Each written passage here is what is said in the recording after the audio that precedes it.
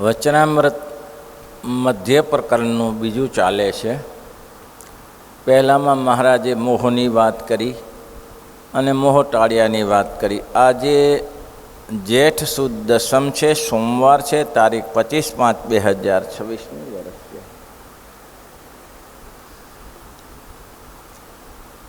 પછી શ્રીજી મહારાજ નેત્રકમળની સાને કરીને જે ચર્ચાઓ કંઈક થતી હશે સભામાં તેને મૌન રાખ્યા. અને પછી શ્રીજી મહારાજ બોલ્યા છે, ભગવાનને ભજતા હોય તેને મોટી પદવી પામ્યાના ઉપાય બે છે અને પડ્યાના પણ બે ઉપાય છે. ધારો તો જો નીકળી ગયા તો સરસાત તો મોટી પદવીને પામી જાઓ, લટકી રહ્યા તો ગયા, કોઈના ના રહો. હા ભાઈ, એવી જ છે. પહોંચી ગયા તો નામ કમાઈ ગયા અને રહ્યા તો કોઈના ના રહ્યા, મફતના ભાવે જાઓ.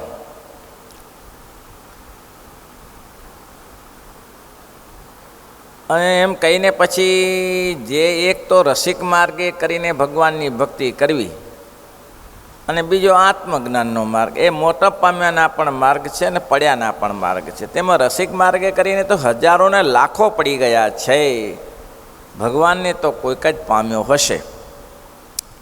રસિક માર્ગ જ એવો છે, આમાં તો લોકોનું અધોપતન થયા સિવાય રહે જ નહીં. આજે એવો કોણ હોય કે નિષ્કલંક રહી શકે, સ્ત્રીઓના જોગમાં રહીને સ્ત્રીઓથી વિરક્ત રહી શકે? એ ખડ ખાય છે. ઘણા વર્ષો પહેલાં આપણે સિદ્ધપુરમાં સેવામાં હતા, ત્યાં એક દિગંબર બાવો આવતો હતો અને કથા કરે. લોકો એને દોડા દોડી કરે દર્શન કરવા માટે.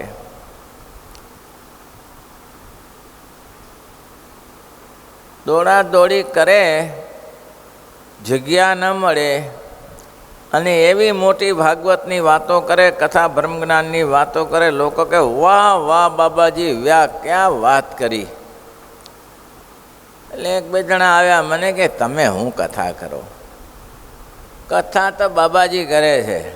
અરે જુઓ, સ્ત્રીઓને પુરુષો દર્શન માટે પડા પડી ગંગાવાળીમાંથી, એમાં મેં કથા કરેલી. પણ આપણામાં તો હવે 1000-1500 માણસ હોય, 5,000 માણસ ભેગું થાય કથા કરવા સાંભળવા માટે, અને પ્રજા ઘેલી છે.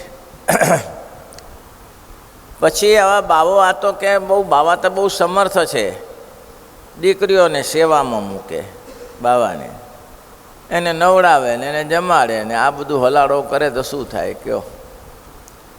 પછી તો જેના ઘરે રહેતા હતા, કથા વચ્ચેથી બાવો એની છોકરીને ઉપાડીને ભાગી છૂટ્યો. બોલો, કથા અધૂરી રહી ભાઈ.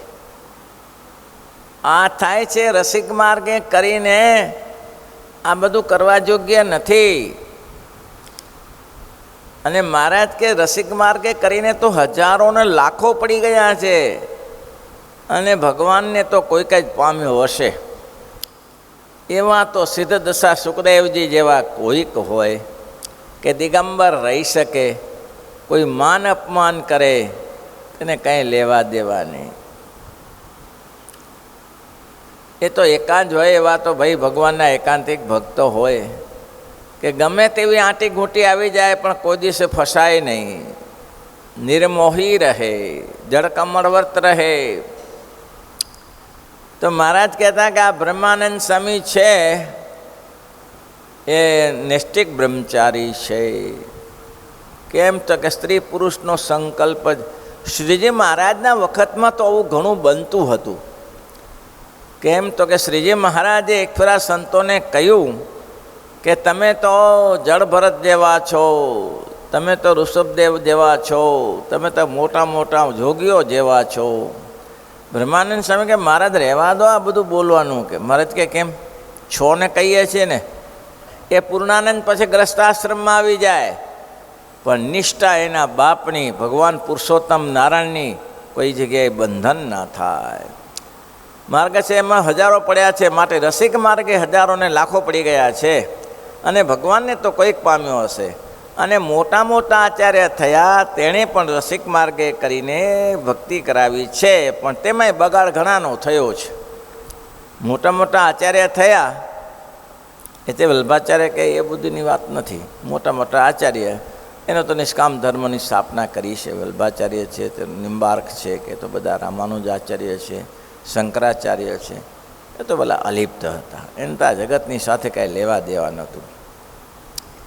પણ ઘણા પડી ગયા છે એમ કીધું, તેમાં બગાડ ઘણાનો થયો. તે સારું તો કોઈકનું થયું છે. કારણ કે રસિકમણે કરીને જ્યારે ભગવાનનું વર્ણન કરે ત્યારે ભગવાન ભેળે રાધિકાજી, લક્ષ્મીજી તથા તેની સખીઓનું પણ વર્ણન આવે. નિષ્કામ અહીં એક કામેશ્વર મહાદેવ છે અમદાવાદમાં, નારણપુરામાં, તો એક સંન્યાસી કથા કરતા હતા. એ સંન્યાસી કથા કરે પછી નીચે તો ધોતી પહેરતા હતા, ઉપર ખેસ નહોતા ઓઢતા. કથાની જમાવટ બહુ સરસ કરે, ઘણી આખી દુનિયા સાંભળવા જતી હતી.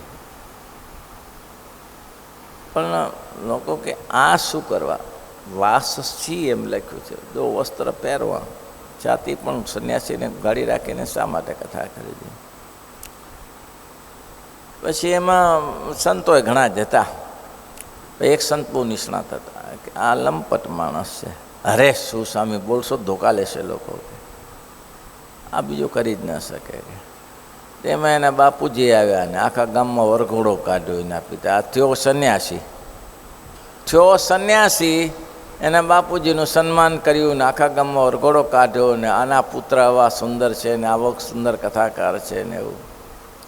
અરે સાધુને ને પોતાના મમ્મી પપ્પાને શું લેવા દેવા, એના ફાધર મધરની સાથે શું લેવા દે? એ તો ભગવાનનો દીકરો થઈને રહ્યો છે ને ભગવાન સંભાળશે. મહારાજ કે કોઈ અહીંયા આવે તો એની સારવાર કરવાનું, બીજાને કહેવાનું, બીજા પોતે સારવાર ના કરવી. એમાં પડ્યા તો મર્યા. જેટલો સંબંધ ઓછો રાખશો, કદાચ ને તમે સિદ્ધ થઈ ગયા, તમને કોઈ નડે એવું નથી, ભાઈ કાકા કાકી નડે એવું નથી, પરંપરાને શું કરશો? પરંપરાને શું કરશો? એ તમે તમારી પરંપરા બગડી જશે. કેરી બગડીને આખો હાથરો બગડશે એની ખબર છે તમને? અત્યારે તો અલગ થઈ ગયું પકાવવાની રીત. જૂની પકવાની રીત હતી, ઘઉંના ઘાસમાં કેરીઓ પકાવતા. એક કેરી પકડીને બગડી તો ધ્યાન ન રાખો, હાથરો ઉઠી ગયો, કંઈ કામનો ન રહે. તેમ તમે તમારા સગા સંબંધીમાં હેત રાખશો, ભાઈ કાકા કાકીની જોડે હેત રાખશો, તો પાછળવાળા શું કરશે? પાછળવાળાને ખબર છે જ કે આ બધું ચાલે જ છે અને એ ચાલશે. હું બહુ સત્તર વિરોધી છું. જે રાખતા હોય કે ન રાખતા હોય એની તમારે મરજીની વાત છે. હું આમાં માનતો નથી, કારણ કે આજે ને કાલે ભેગી સાળો થશે, મોહ ઉપાધિ થશે. અને એટલા જ માટે કહે છે રસિકપણે કરીને જ્યારે ભગવાનનું વર્ણન કરે ત્યારે ભગવાન ભેળું રાધિકાજી તથા લક્ષ્મીજી તથા તેની સખીનું વર્ણન આવે છે. અને શ્રીમદ ભાગવતમાં તો કંઈ એવું નથી હોતું, એ તો બધા વ્યાસદેવે લખ્યું છે. હવે એમાં જે વસ્ત્રહરણની કથા લખી છે, વસ્ત્ર ચીરહરણની કથા લખી છે, ગોપીઓ સ્નાન કરતી હતી શેમાં? જમુનાજીના ધરામાં, અને દિગંબર હતી સખીઓ બધી ગોપીઓ. હવે વહેલી સવારે ગયેલી, કોઈ હશે નહીં, એટલે આ મર્યાદિત છે ને. જમુનાજીમાં નિયમ એવો છે કે કોઈ વસ્ત્ર વગર સ્નાન કરવું એ મહારાજ કે એ સૂતકી ગણાય છે. શિક્ષાપત્રીમાં પણ મહારાજે લખ્યું છે, ન સ્નાતવ્યમ નિરંબરમ, વસ્ત્ર વગર સ્નાન ન કરવું. મને શ્લોક એક યાદ નહીં આવે, કયો શ્લોક છે? બોલો. ભણે છે, તાજું ભણતર છે, તો જ યાદ નથી. સ્ત્રી ધર્મમાં શ્લોક લખ્યો છે. આમ તો સતાનંદ સ્વામી ટાંચ મારી છે કે કોઈ પણ પુરુષોએ નિજ સંબંધી ભીરે પિતારોની તેને સાકમ રસી ન થેમ તાભીરા ન હોલા ખેલેનમ ન ધાતુર સુખ ન હોલા ખેલેનમ ન ભૂષા ન ધાતુર સુખ વસ્ત્રમ વસ્ત્રાદય રપી કતરેતી સધવા વિષદાસ વિષ ન સ્નાતવ્યમ નિરંબરમ સરજો દર્શનમ ગોપનીયમ ન શ્રદ્ધા. આ શ્લોક છે. સધવા વિધવા ભિષ્ટ ન સ્નાતરમ નિરંબરમ. સધવા હોય કે વિધવા હોય, નગ્ન સ્નાન ન કરવું એનો વિરોધ છે નગ્ન સ્નાનનો. એ નગ્ન સ્નાન કરતી હતી. ભગવાન શ્રી કૃષ્ણ હતા, એમાં કોઈ બીજો ભાવ ન હોય એટલું માનજો. એ તો મહારાજ હતા, અને સ્વામિનારાયણ ભગવાન પ્રગટ હોય ને ત્યારે બધી જ વસ્તુ થઈ શકે. સ્વામિનારાયણ ભગવાન પ્રગટ હોય ત્યારે બધું કરી શકે, પછી ના થાય.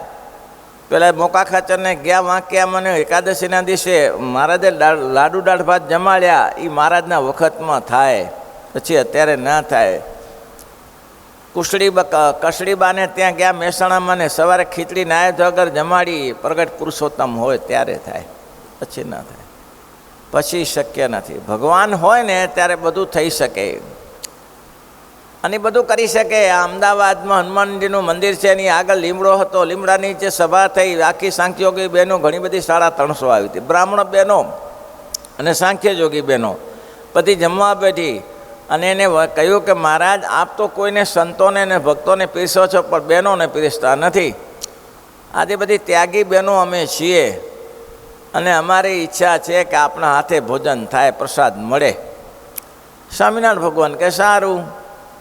બધી બહેનોને જમાડી તૃપ્ત કરી, પોતાના હાથે પીરસીને પછી પુરુષોત્તમ નારાયણ 350 બહેનોને કહ્યું કે બહેનો, તમે મારા હાથનો પ્રસાદ લીધો છે, આજ પછી આ થાંભલાને પુરુષનો સંકલ્પ થાય તો તમને સંકલ્પ થાય. આવી ભગવાન તો આ બધું કરી શકે છે, એનો વાદ એટલે માણસો ના લેવો. એટલે મહારાજની આજ્ઞામાં રહેવું. ભગવાન શ્રી કૃષ્ણનો વિશે દોષ નથી. એ તો બધી સ્ત્રીઓને એમ કહ્યું, ગોપીઓને કહ્યું કે વસ્ત્ર, કૃષ્ણને કહ્યું આજીજી કરીએ, અમે વસ્ત્ર અમારા દિગંબર સ્નાન કરીએ છીએ. ભગવાન કે શુક્ર સ્નાન કર્યું, જમુનાજીનો અપરાધ કર્યો છે તમે, પણ હવે શું, પણ અમે અપરાધ કર્યો તો માફી માગીએ. હવે શું, તો કે અહીંયા આવીને લઈ જા. કદમના વૃક્ષ ઉપરથી ભગવાને વસ્ત્ર લેવા, ભગવાને એને બોલાવી, ગોપીઓને લીધા. વસ્ત્ર પહેર્યા પછી ભગવાને એવું બોલ્યા કે હવે તમે મારા વિશે કામ સમર્પિત કર્યો છે, હવે મારે વિશે કામ સમર્પિત. આ જગતમાં કોઈ એવો પુરુષ નથી કે તમને એની સાથે કોઈ વિષય કામની ઈચ્છા થશે, એ પરમાત્મા કરી શકે. પણ એ બધી વાત સાચી, પણ કથાકારને લોચો પડી જાય. એ વાતો આપણે ત્યારે જ યાદ કરીએ તો કથાકારને લોચો પડી જાય. કારણ મહારાજે એમ લખ્યું છે અહીંયા કે જે વર્ણન, ભગવાનનું વર્ણન કરે ત્યારે ભગવાન ભેળે રાધિકાજી, લક્ષ્મીજી તથા સખીઓ તેનું વર્ણન આવે, અને જ્યારે સ્ત્રીઓનું વર્ણન આવે ત્યારે તો તેના અંગો અંગનું ઉપર વર્ણન થાય જ. આપણે શાસ્ત્રમાં, સ્વામિનારાયણ સંપ્રદાય શાસ્ત્રમાં મર્યાદિત લખ્યું છે બધું. કોઈ રામાયણમાં પણ મર્યાદિત છે, રામાયણમાં પણ એવું તો નથી રાખ્યું.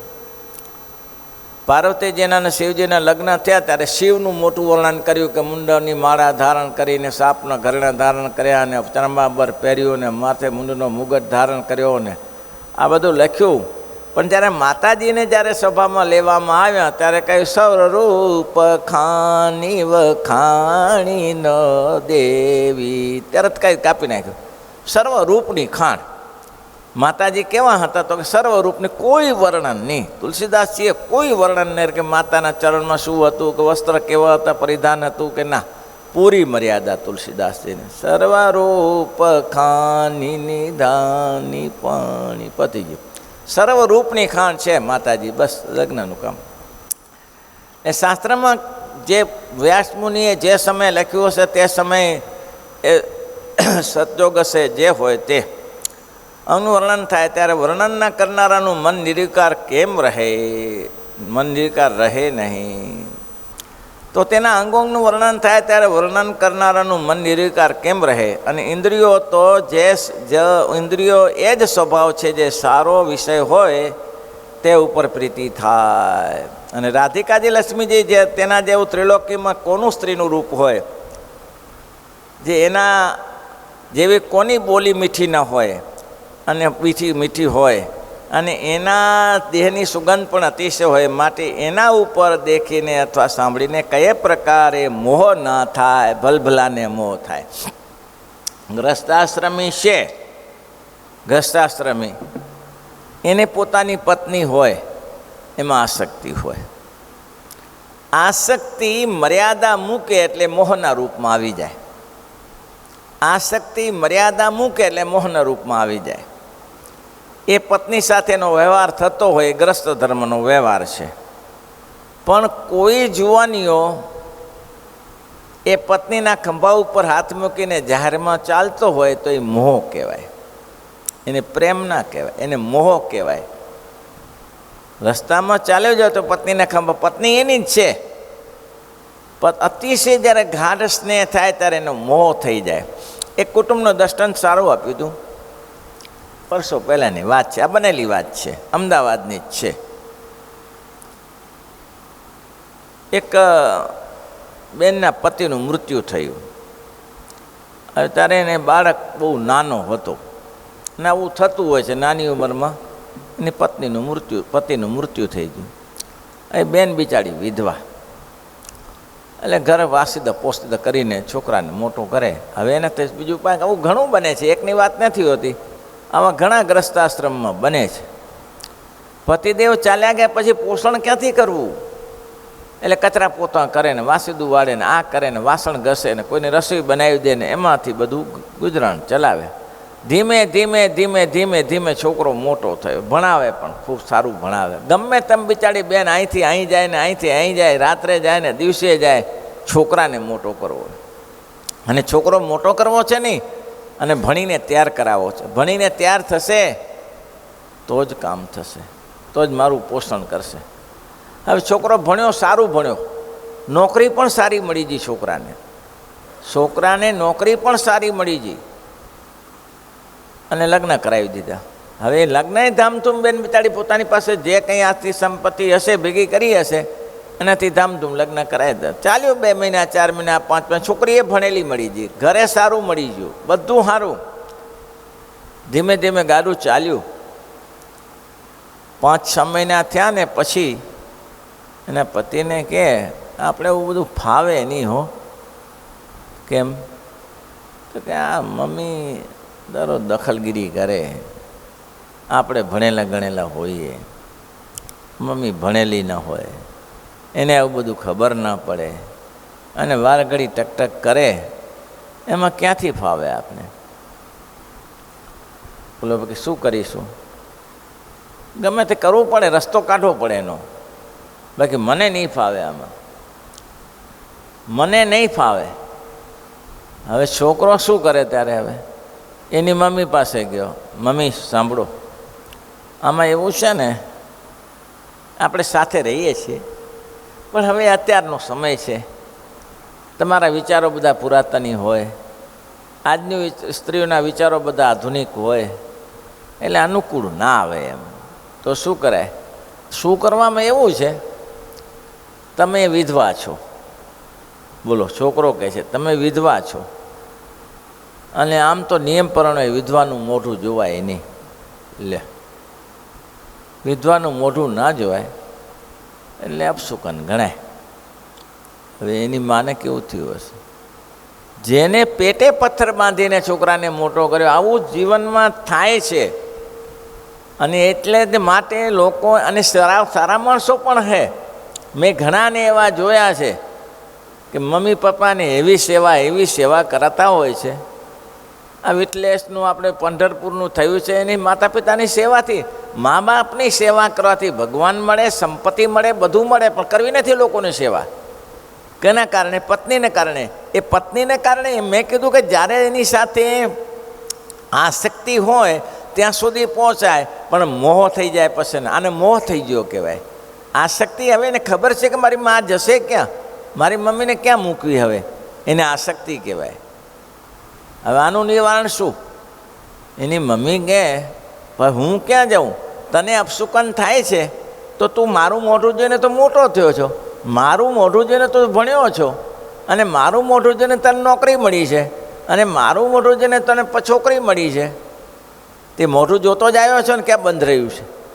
શું કીધું મમ્મીને? મામા તમે વિધવા કહેવાઓ, તમારું મોઢું ગ્રસ્તાશ્રમી ના જોવું જોઈએ. બોલો, તો કરવું છે શું?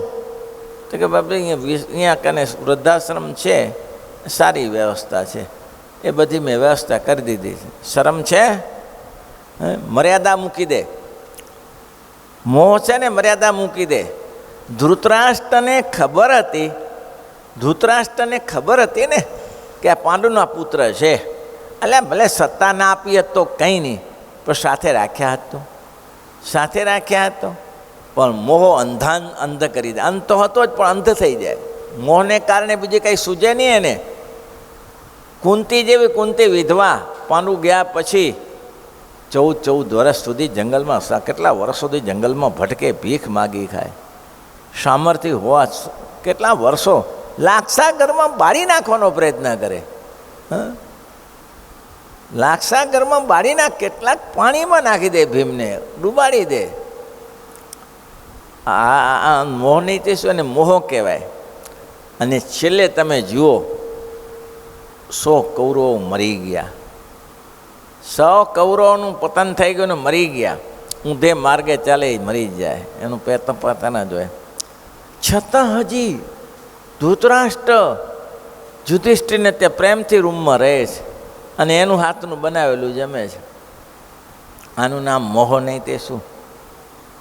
વિદુરે આવીને કહ્યું, શરમ આવે છે? શરમ તમને? તમે આના માટે શું નથી કર્યું? આને મારી નાખવા માટે તમે તમારી જિંદગી એમાં બરબાદ કરી છે. હવે તમને શરમ આવે છે? બેઠા બેઠા આના હાથનું બનાવેલું તમે ખાઓ છો. તે શું કરવું? કે શું કરું?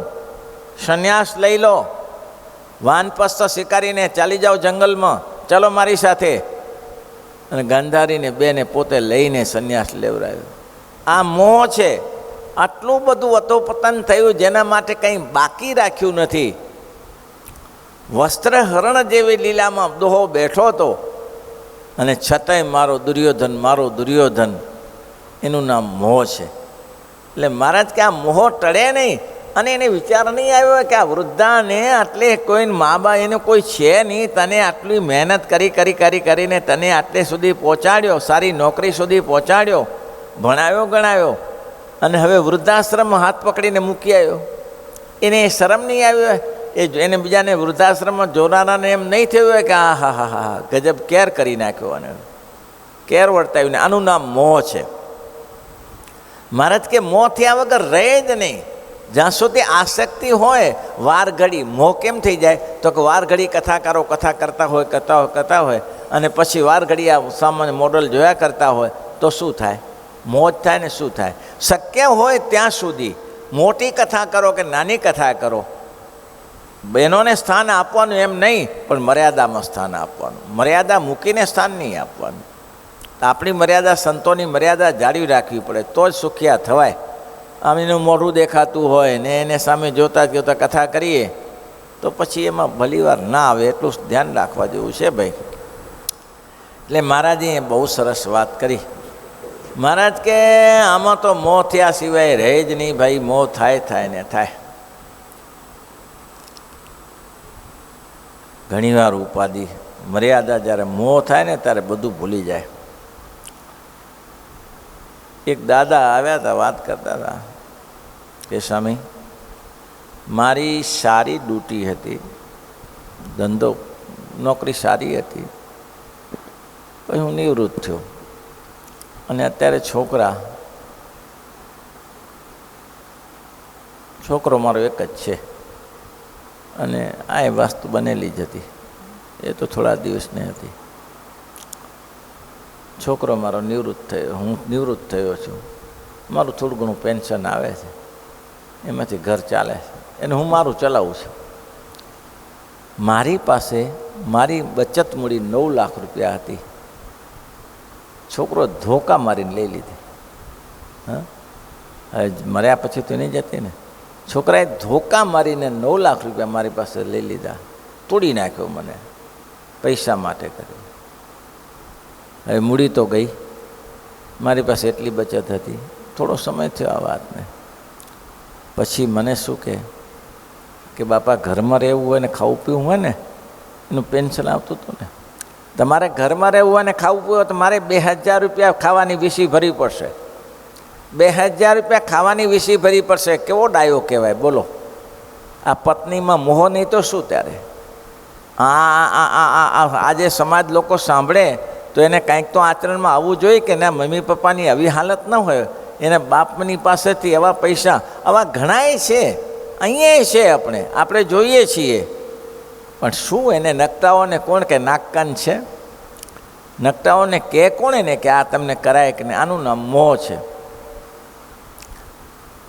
પેલા નથી લખ્યું કે સિંહ વૃદ્ધ થયો, સિંહ વૃદ્ધ થયો હવે ખોરાક લેવા જઈ શકતો નથી, હાલા એવું નથી, પગે લંગડો થઈ ગયો. પછી શિયાળિયાને બોલાયો. શિયાળિયાને કે આપણે મિત્રતા, તારે એટલું કામ કરવાનું, મારે હવે ચલાતું નથી, તું અહીંયા ખોરાક લઈ આવજે, હું ખાઈશ ને તું ખાજે. બધે તારે જ ખાવાનું છે ને, પાછું બધું તો હું જરૂર ખાઈ જઈશ. સારું. હવે એમ તો કે સિંહને તે બધું મનાવવા જાય તો કોઈ ખોરાક આવતો હશે કે ભાઈ સિંહ બોલાવે છે તમને? બીજું તો કોઈ ના મળ્યો, ગધાડો મળ્યો. ગધાડાને કે તમને ખબર છે શું આપના રાજા કોણ? તો કે સિંહ. એ તમારી કેટલી અપેક્ષા કરતા, તમારી ખૂબ માથો ભારોભાર પ્રશંસા કરી કે આપણા દેશમાં ગધેડા છે ને ત્યાં સુધી જ આ દેશ સુખી છે. અને એને એમ થયું કે બીજા પ્રાણીઓને તો બધું સ્થાન આપીએ છીએ, પણ આપણે ગધેડાને સ્થાન આપવું છે. એને બિચારા કોઈ ગણતા નથી, આપણે એને સ્થાન, એને મંત્રી બનાવો છે. તો તમને મંત્રી બનાવવા માટે મને બોલાવ્યો છે અને તમને આગતા સહગતા કરીને તમને બોલાવશે. હા કે માય ભાઈ આપણે શું કામ છે? અરે પણ આપણે આમ નામ આપણું વધે ને સમાજમાં, આપણે મંત્રી બની જાય તો. આ ગધેડા ભાઈ મોહ પામી ગયા અને પહોંચી ગયા ત્યાં. હવે સિંહ ભૂખ્યો હતો 8-10 દિવસનો, એ ધીરજ ન સહન કરી શક્યો. એ જેવો ગધેડો આવ્યો એટલે તરત ત્રાપ મારી અને ગધેડો ભાગ્યો, ત્યાંથી નીકળી ગયો. તો શિયાળ કે હવે થોડી ધીર રાખી હોત તો તમારા માટે જ આવ્યો હતો. ગજબ કર્યો. તો કે હવે તો ગયો એ ગયો, હવે શું કરશું? મથીને હાથ આવ્યો તો 8-10 દિવસે, જોઉં છું, સમજાવું છું. શિયાળ ગધેડાની પાસે ફરીથી ગયો. કેમ ભાગ્યા? તો કે સિંહ સામે ઊભું રહેતું હશે, ત્રાપ મારી. ત્રાપ નથી મારી, તમારું સ્વાગત કરવા માટે તો તમારી પાસે ઘણા દિવસે તમે મળ્યા ને, તમારું સ્વાગત કરું તો એટલા માટે તમારી પાસે સામે દોડ્યા. તમે આવા ને આવા રહ્યા, તમને એટલી ખબર ન પડે કે એનો હાવભાવ કેવો હતો. એ હાવભાવ કેવો હતો એ ખબર ના પડે કે તમને? બોલો, આવા ને આવા. ચાલો ચાલો, તમને બોલાવે, ફૂલમાળા લઈને ઊભા છે, હાર લઈને ઊભા તમારા માટે. આ નકટો ગયો ફરીથી પાછો. હવે છોડે? હવે સિંહ છોડતો હશે ને? થોડી વાતચીત કરી, આમ કરીને તેમ કરીને બેસાડ્યો, પટાવી લીધો ને પછી ત્રાપ મારી ઉડાડી દીધો. પછી તે દરમિયાન સ્નેહ કંઈ સ્નાન, હવે આ તો ખબર નહીં, હવે સ્નાન બાકી હશે કંઈક, બરાબર હું સ્નાન કરીને આવું. તે દરમિયાન શિયાળીઓ નાક કાન કાપી કાઢ્યા અને ખાઈ ગયો. એટલે સિંહ ખીજાણો કે મૂર્ખા, આ તને મારું ભોજન એઠું કરવાની શું જરૂર હતી? નાક કાન કાપ્યા કેમ? તને કોને પ્રવેશ શિકાર મારો હતો? તો કે મારા જેમાં એવું હતું, નાક કાન હતા જ નહીં. એવું બનતું હશે. અને મારા સાચું કહું, નાક કાન હોય તો ફરીથી આવે? નાક કાન હોય તો ફરીથી આવે ખરો કોઈ? નાક કાન ન હોય ત્યારે તમારી પાસેથી આવે. અને આવા ધંધા કરનારાને નાક કાન હોય તો આ ધંધા કરે ખરા? આવું મોહંત પત્નીમાં મોહંત થઈને આવા ધંધા કરે? નાક કાન હોય તો? પણ નાક કાન વગર ના હોય તો બધું એને કંઈ દેખાય જ નહીં, કંઈ બીજું એની પત્ની જ દેખાય, એને મોહ જ દેખાય. એટલે એ મોહમાં પડવા કરતાં મહારાજ કે આ મહારાજ કે આને કારણે તેને, અને એટલા માટે પ્રકૃતિ મોહને કારણે શું થાય છે મહારાજ કે એના જેવો કોઈનું રૂપ ના હોય, એના જેવું કોઈનું રૂપ ના હોય. અને લેશ માત્ર જો મન વિકારને પામે તો કલ્યાણના માર્ગમાંથી પડ્યો. કથાકાર હોય અને કથામાં એને કોઈ સ્ત્રી પુરુષને જોઈને એને વિકાર થયો તો ગયો. માટે રસિકની રીત જે ભગવાન ભજે છે તેને મોટું વિજ્ઞાન છે. બ્રહ્મજ્ઞાનની વાત આવતીકાલે. શ્રીપતિ શ્રીધરમ. એવી શરમ